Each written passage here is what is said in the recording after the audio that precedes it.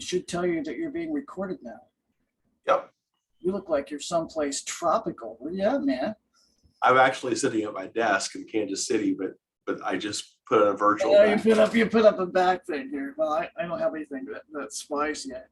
I may have I think I've got an old surf champ back there. So. Oh yeah, yeah. So at least I feel like I'm tropical. That's what it is. Right. So, well, welcome, Steve. This is, for those of you who are going to watch this video, this is Steve Sanders, one of my favorite video game players, former captain of the U.S. national video game team, the first captain, the original King of Kong, among many other things that he's been called over the years, and all of them good.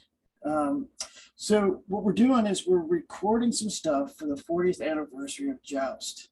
Hard to believe that Joust has turned 40. I know, that is hard to believe. Which must be playing this right here. You and I have been playing this now for 40 years. That's just insane. For 40 years. Yeah, I was telling Steve today, I just decided I was going to pick 5-man up again, and I did 800, 840, and then a million plus, and my wife gave me a hug, and I had to die because she was giving me a hug. So, yeah, and I was commenting that you can just peel off a casual 5-man game that's as high or higher than my highest ever. I don't recall my exact highest score, but I want to say it's around 800 or 820 or something like that. So yeah, I think you had the third high or something like that, and I think you're third high at 800 and something. Yeah. So I'm impressed, to say the least, Lon, that you could just peel off a casual 0.5-man score. I haven't played 5-man in probably 3 years, and I played one Joust machine since my 60th birthday, and that's a year and a half ago. Well, I don't know if I just went home and just turned on the machine and played 5-man. I don't know what score I would get, but I would be like 1.5 million because you weren't expecting it. Probably more like 300,000 because I can't do what you do. Well, oh, what did I just do there? Oh my gosh, I just clicked on something and you disappeared. Oh, there we go. I'll get rid of that so you won't disappear again. Having too many screens open. So, Joust 40th anniversary. I know you can't get there, so we're doing videos. We got Foots and Reuter and Kotlarik on tape. We've got a few other players on tape. Don Hayes is on tape. I tormented him a little bit, and good. I'm glad you tormented Don. Just a little, not too much, just a little bit. And good guy, and another guy who got over 10 million points, and then we've got somebody coming from England that's got over 10 million points. So we'll tape her live. And so let's start with the good questions. Like we're going to find out some of your Joust story. When did you first play Joust? From memory, and I'm not 100% certain this is accurate, but I think it was at the New Yorker arcade in Lawrence, Kansas, I believe, during the time when I was trying to win their Pac-Man machine in their high score contest that they had back in the fall of 1981. My memory is that from August, September, and into October, I was there at that arcade about approximately every 10 days or so to post a Pac-Man score. And ultimately, I did win their high score contest on Halloween of 81. But when I would take a break and play other machines, it would be Donkey Kong. And unless my memory is failing me, that's also where I first played Joust. Now, if I'm wrong about that, as far as the time frame is concerned, then the answer would be in Clinton, Missouri, my hometown. I know that the Walmart got a Joust machine that I played a lot during, let's see, that would have been the summer of 1982. So late summer 82, July 16th is when it came out, 82. Of 82. Okay. So I had the wrong, my memory was failing me then. So it would have been, it would have been in Walmart in the summer of 82. They must have gotten a Joust machine right after it came out. And then I played it a lot in Kansas City at, there used to be a mall called Bannister Mall. And in the mall, there was an arcade. You would probably recall the name of the arcade, Lon. Aladdin's Castle. Aladdin's Castle. Yeah, nice. It was one of those, one of the chain arcades. And I used to go there and put a quarter in, and I forget where Lon, hang on. Okay, July of 82 is when it came out, right? Correct. In January of 83, there was the That's Incredible High Score contest that was at Ottumwa, Iowa, and maybe also Fairfield, Iowa, with Twin Galaxies. And Joust was one of the 5 games that they chose for that high score contest. Well, as of January 83, I had been playing a lot of Joust, but I mean, I wasn't world class yet, but the game was, only 6 months old at that point. Right. But I remember that I had practiced a bunch, and again, it was Aladdin's Castle where I was practicing, but somewhere along the line, I had picked up the pterodactyl trick that was available on the first chip that Joust had. So you could just simply kill pterodactyls very, very easily and rack up a big score. So I would go to Aladdin's Castle to practice for this high score contest that Walter was going to have. And the way that I would practice is I would kill pterodactyls up to, like, say, 1 million points or 2 million points, rack up a whole bunch of free men, and then I would just play. My memory is that the high score contest in Ottumwa, that I got, I think, the second highest score in the contest on Joust. Nice. But that second highest score was not nearly as good as Joe Molisardi from Alaska. I think he got like 2 million points or something. And I want to say I got, I don't know, 600,000 or 800,000. Like, we're not talking 5-man. We're talking just Joust. Regular Joust, play until you die, marathon rules. And Joe Molisardi got like 2 million. And I want to say I got 600,000. It's somebody who's got it recorded somewhere, but that was my early experience with Joust. Joust. So what made you want to play Joust? What attracted you to Joust?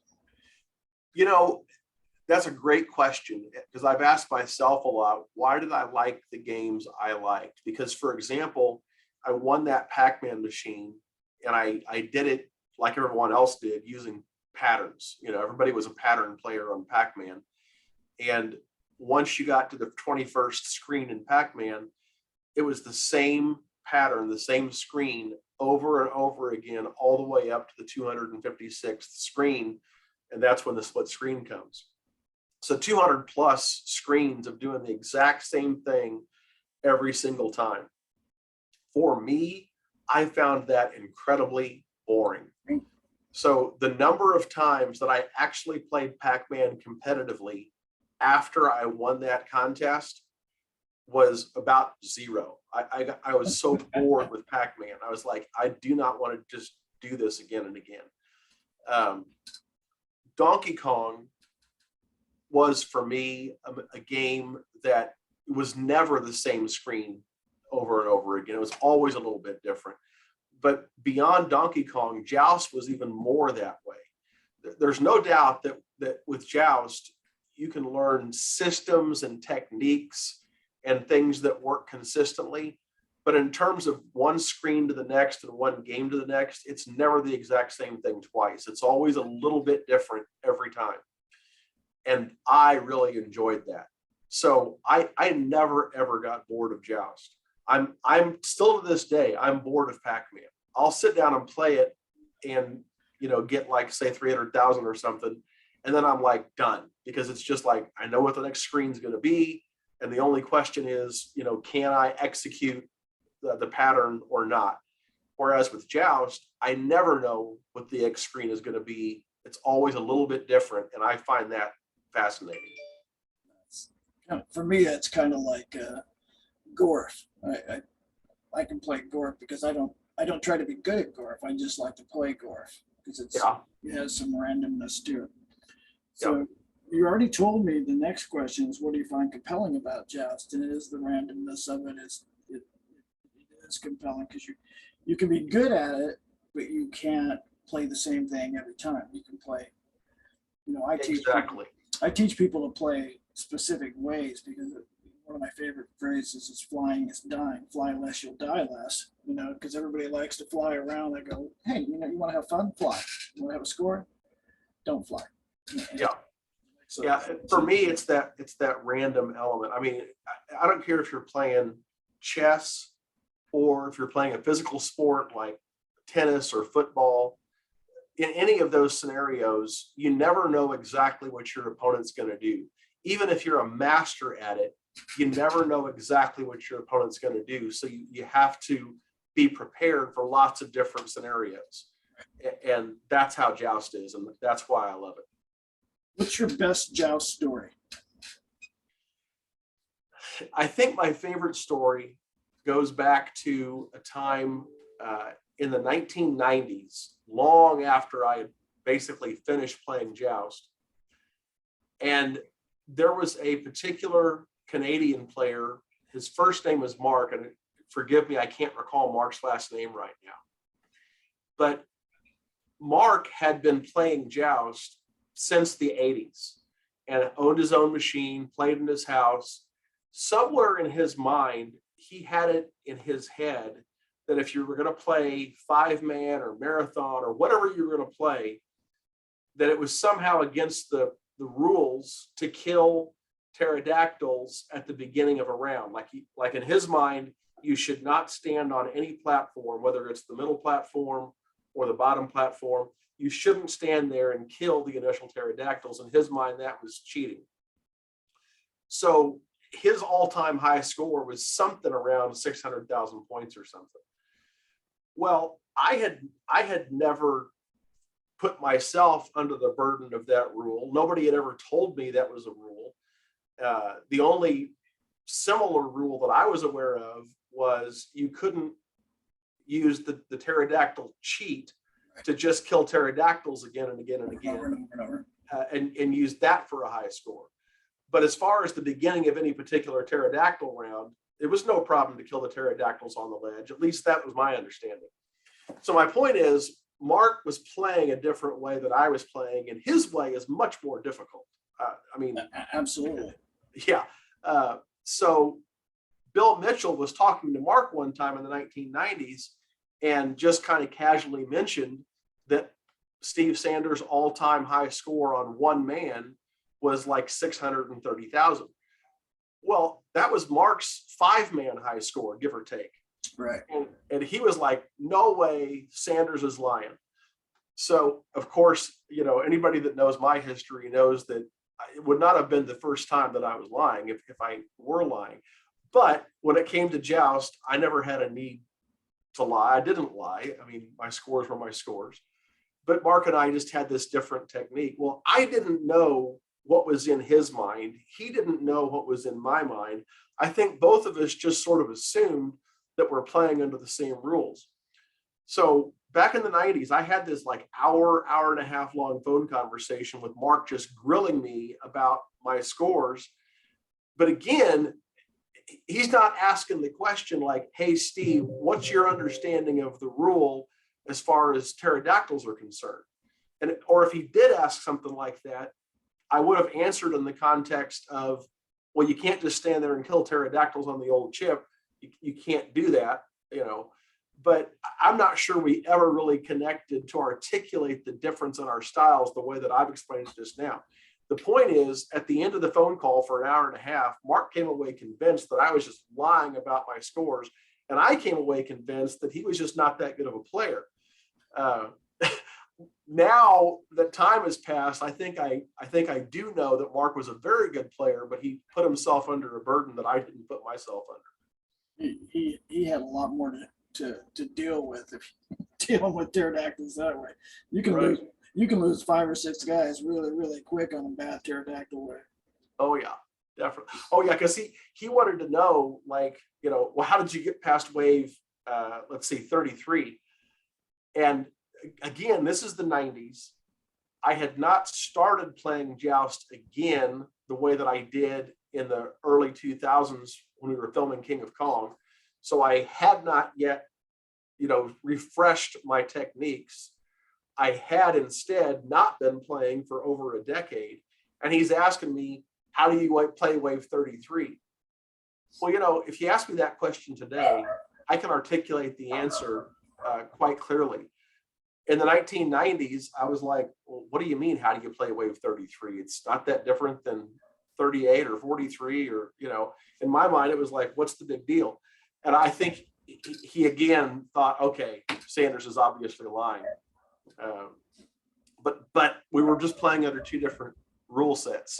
So because he had gray guys and pterodactyls and shadow lords. He had a cluster over there. Oh yeah, I mean, out of all of the waves in Joust, if you marathon the game to wave 500, I think the single most difficult wave in my mind is wave 33. So I think some people put those perceptions on themselves, and I always tell people, I say, if you think you're going to die, bail out. Know where you want to bail out. right.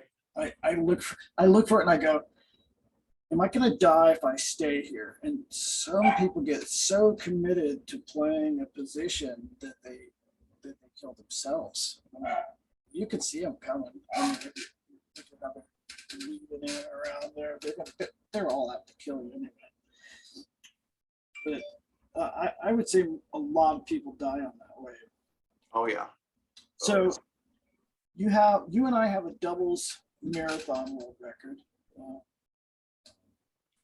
40 Which I really enjoyed doing. I think 40 it was million, 120, 150, and then your son, and you have the tournament settings world record, right?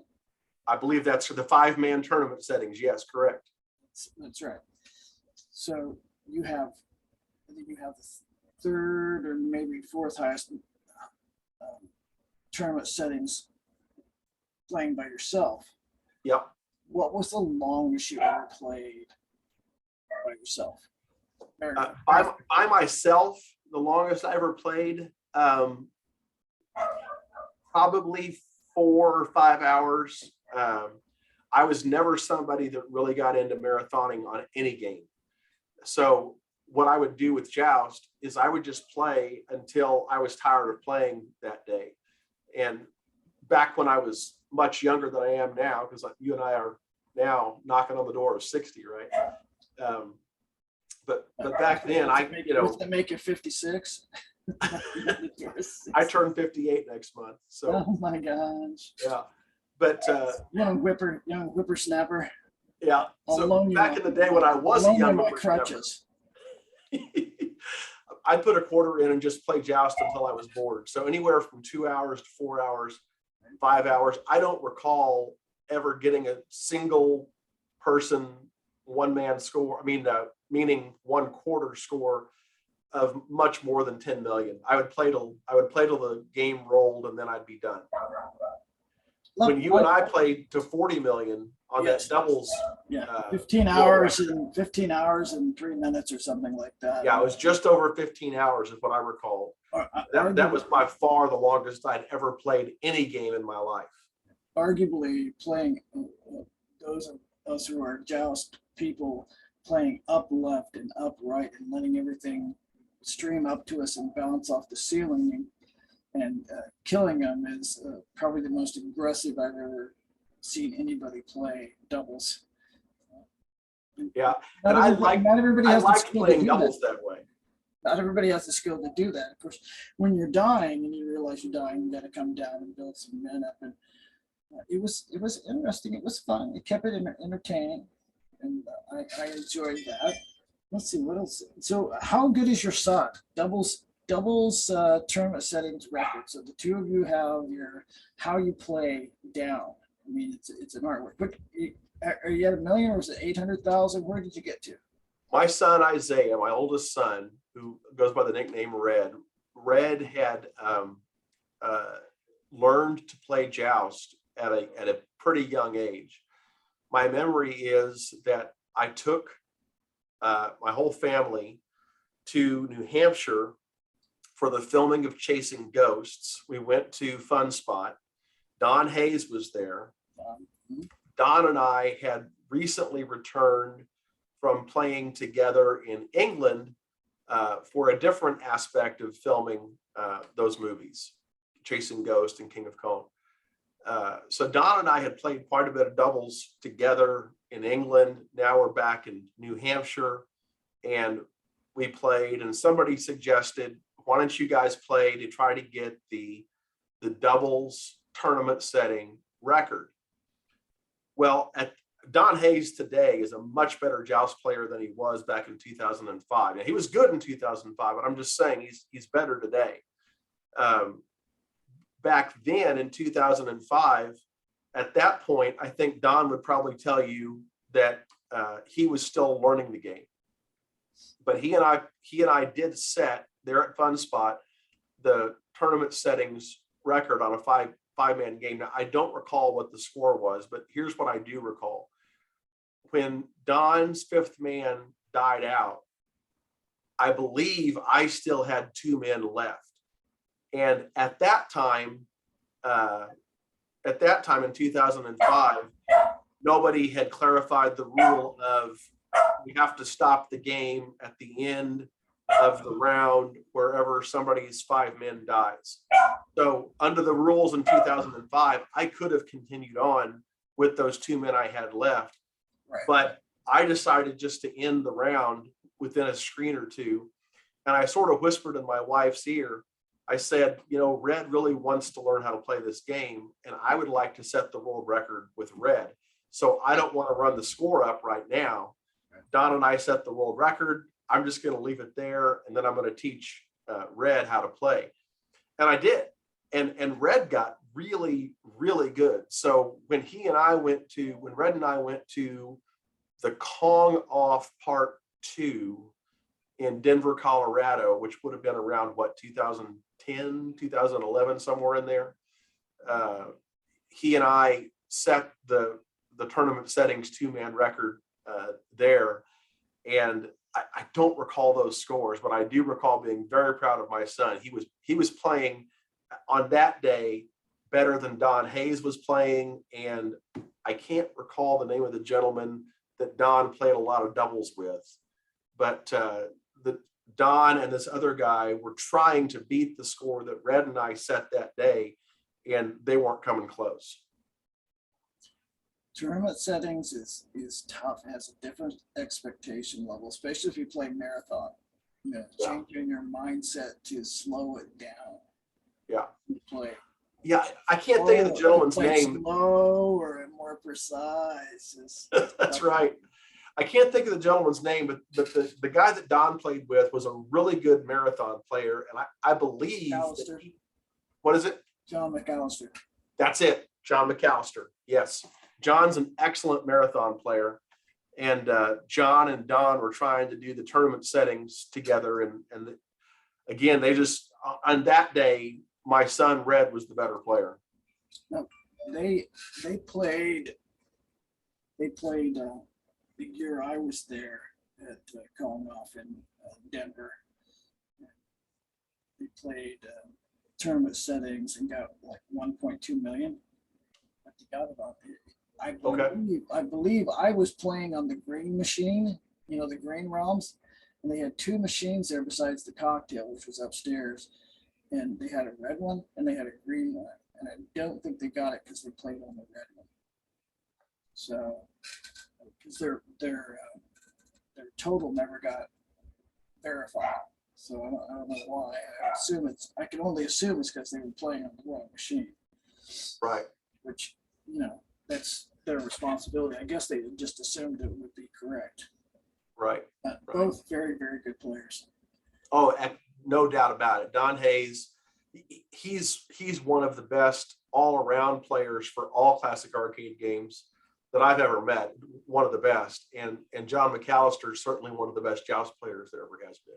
I guess he has several records, and currently has the marathon record at almost 108 million, just enough to beat James' Wow. score. Yeah. He did it in like 55 hours, and Oakland did. Well, my hats off to those guys, and to you. I know you've played marathon for more than 2 days. I cannot fathom doing something like that. Yeah, so I was 53 when I did that one, and it always sticks in my mind because I mean, I had bled guys and got to a point where I was back in control. Felt like I was back in control because your mind plays tricks on you when you're up for a couple of days, and especially when you're with CRT. And I yell up to Robin. I go, Robin, so you need to come down. I go, I'm going to breach the 100 million mark, and only 2 people ever in the 35 years or whatever it was at that point, or 30 years at that point, whatever I think, of existence of the machine. And so I just kind of leaned back and closed my eyes for a second. I'm waiting for her to come down because she's doing something in the kitchen. By the time she got down there, I opened my eyes up, and my last guy died. You remember I had a complete meltdown online. Right. It was not pretty, it was not champion like, but it was definitely 50 hours of can you believe I just did that? And I probably only had like 6 guys sitting there. I mean, it was I don't know where I was at because nobody was there to keep count of my men. Well, you're playing 50 hours like that, and you're right. Your mind starts playing tricks on you. It's hard. I mean, it's hard to focus. There's a whole lot more than just simply playing Joust going on. You're battling biology. You're battling psychology. There's just so much going on. You think the game is doing things that it's not doing. I went back and looked at things, and I could have swore the game was not operating right. And I looked at it, no, it was playing perfectly fine. What wasn't perfectly fine was the mental acuity that I had at that point in time. Well, Lon, your story about battling your own mind and battling psychology there for playing for 50 hours did remind me of a Joust story that I think I'd be remiss if I didn't tell.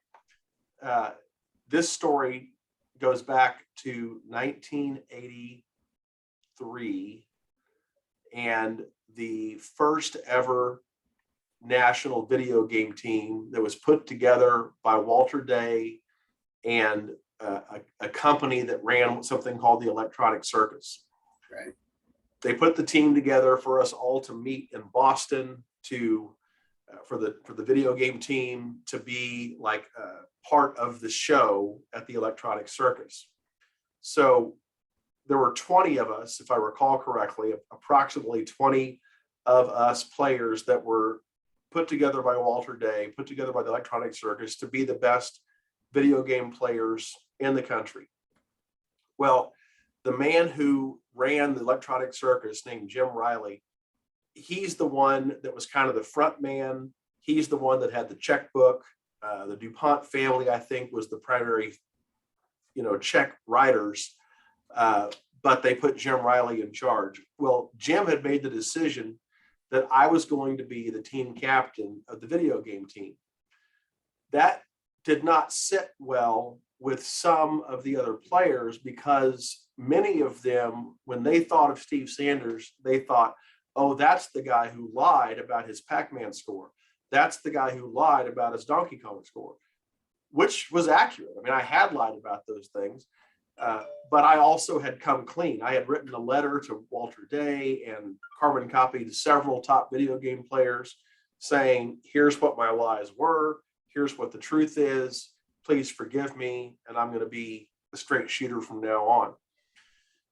But when I came to Boston to be with the rest of the 20 guys, I sort of felt like a burden on my own shoulders of, I have to prove myself. I've got to show them that I can really do it.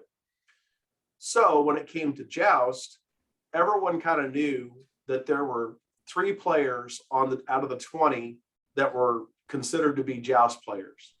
And those 3 guys were Chris Steele, who used to be known back then as Darren Olson, changed his name, but Chris Steele, Eric Jenner, and myself.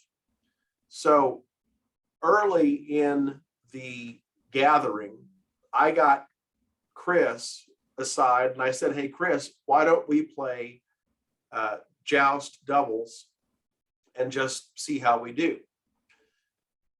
And we weren't really playing in a tournament conditions, or nobody was really like trying to keep track. It was more like just 2 guys that were both good at Joust. Let's play and see how we do. And we played for 2 or 3 hours.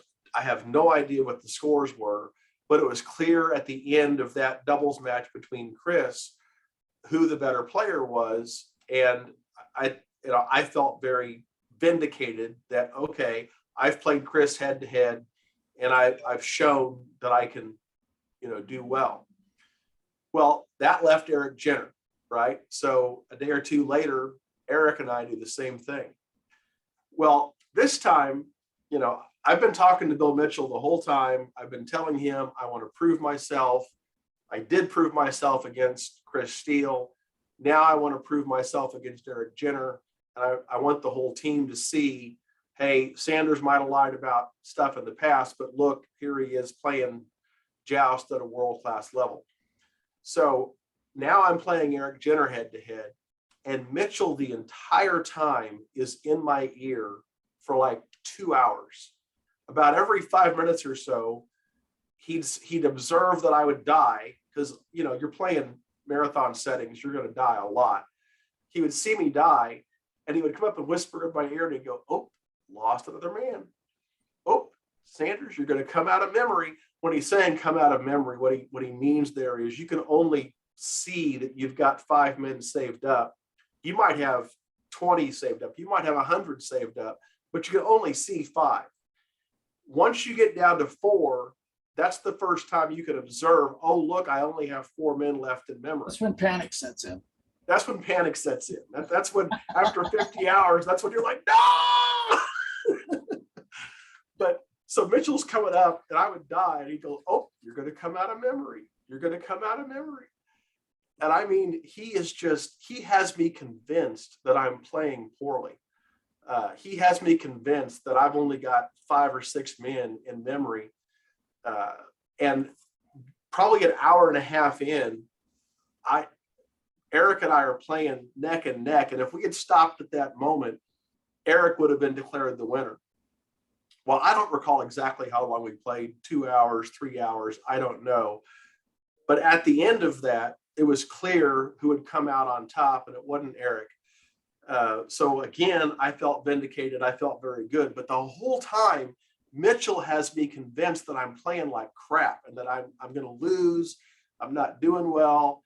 And at one point, I had turned around. If anybody's watched Chasing Ghosts, I hate this scene, but it's the scene in Chasing Ghosts where I turn around to Mitchell and I just yell at him. And this was not normal to me. It's not the kind of person I like to be. But at that moment in time, I turned around and I yelled, "F you, Bill Mitchell," because he had me convinced I was going to lose. Well, at the end of all of that, we get done. We're finished playing. The winner is sort of declared, and I did what I always do, which is I just run off my men into the lava to see how many men I had left. And I thought the answer was going to be like 5 or 6. Well, the answer was 50.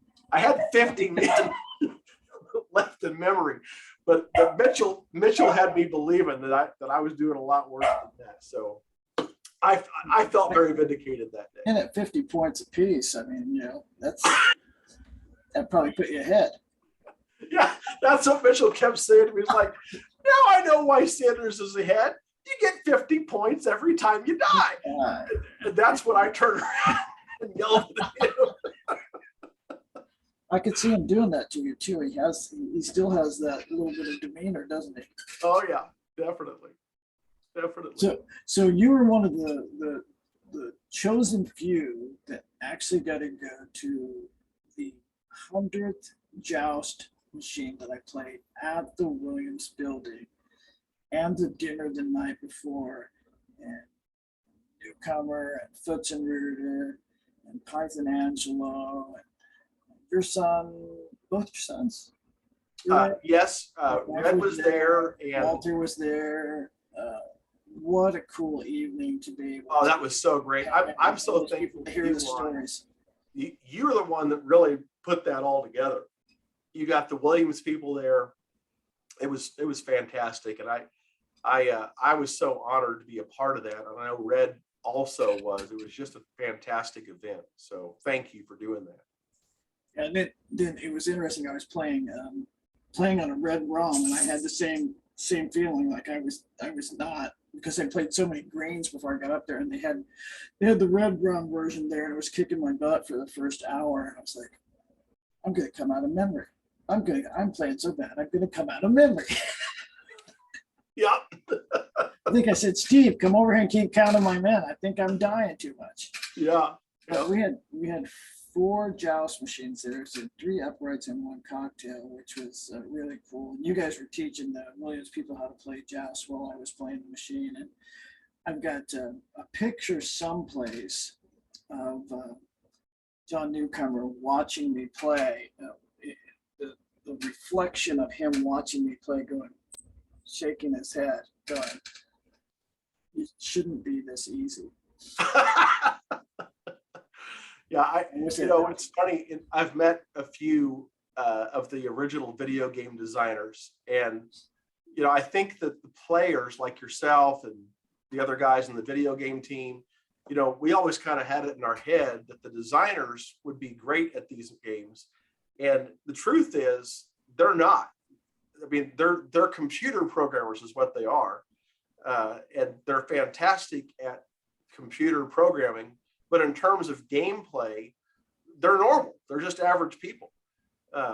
And so John has some skills. As a matter of fact, he'll be playing whoever wins the death match down there. I love it. The last time there was a cutthroat death match tournament, I won, and I played him, and he lost. He did, however, get the best kill, which I have on tape, and he slid through the ledges and killed me, and I knew he was coming, and I was right where I wanted to be, and I don't know how he flapped and got above me, because there's the force of coming down through those drops you, and he didn't drop. He stayed high. I was like, dude, he must know something I don't know, because he's pretty good. I never tried to stay up high, and the best kill of the tournament he got. So that's awesome. I thought that was fitting. He goes, it's not going to be pretty now, is it? I said, no, you're dying immediately, if not sooner. Right. That was the only kill he got. The rest of it was humiliation. But he's such a good guy. Such a nice voice. No doubt about it. So what else do you want to cover about Joust? Do you want to say anything to the development team? You met John, you met Foots and Rooter. We got Foots and Rooter on tape. We've got Kotlarik on tape. We may get a couple of others on tape yet. I'm not sure. Jan Hendricks and maybe Tim Murphy. We're talking to them, so we can get them on tape. My message to the development team would be this: you guys created a game that lasted not just for the height of the classic arcade gaming era, but it has lived on now for all these 40 years. And it's not just, a couple of guys, Lon McDonald's and Steve Sanders, saying that. If you go see movies, like, for example, the Steven Spielberg movie, Ready Player One, the game Joust is prominently featured in the background of that movie. It's the first key in the book. And you think about how many different video games there are to choose from.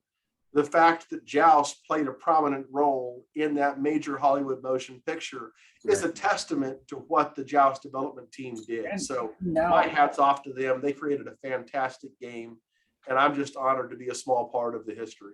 And of course, the game Killer Queen is Joust on steroids community. And the creators of Killer Queen will be in Dallas at the event. less than 10 days, 9 days, I guess. That's awesome. So That's amazing. that'll be fun. I'm not going to have as many people as we would like to have there, but it is summer. People do take vacations. I mean, just because my vacation is Joust related doesn't mean that everybody else needs a Joust related vacation. Yes. So, what else do you need? What else you want to talk about? I think I've got all my questions covered. Is anything else you want to say or ask or do? I wish so much that Red and I could have come to the event. That did not work out this time. But you know, if there's anything like a 50th anniversary, I'll bring my my Depends and my walker and Well, maybe. you were like, you want to play some doubles, Steve? Let's do it. I'm not sure. Maybe I'll use my elbow. You know, if that happens, I'll be 67 years old. There you Red go. Red will be just shy of 40 years old, but maybe we could be there and play some doubles if we ever have the There you 50th. go. I'll be in my 70s. So yeah, it's when I started the tour, I didn't have very much gray hair in 2011. I mean, it's really it's kind of getting there. Yeah. But no, I appreciate you, man. You're most people don't know you're one of the nicest guys in gaming. And I've always told you this. Doubles is tougher than singles because you have to depend on people. And I figure anybody who can have a doubles record, let alone 2 doubles records on one of the hardest games, has some serious skills. You underrate yourself all the time. So I'm going to back you up and It's say been an honor to get you are much better than you think you are. And I think if you wanted to, you would be over a million pretty easy. Lon, it has been an honor to get to know you and to play doubles with you. And I wish you nothing but more continued success. Thank you so very much for having this interview today. Thank you for making me your friend. And thank you for playing Joust with me. I appreciate it. It's my pleasure, man. I'm going to cut us off and we'll have to get together and do some barbecue or something, man. I'd love it. Barbecue. There you go. All right, brother. Have a good one. You too. Bye-bye.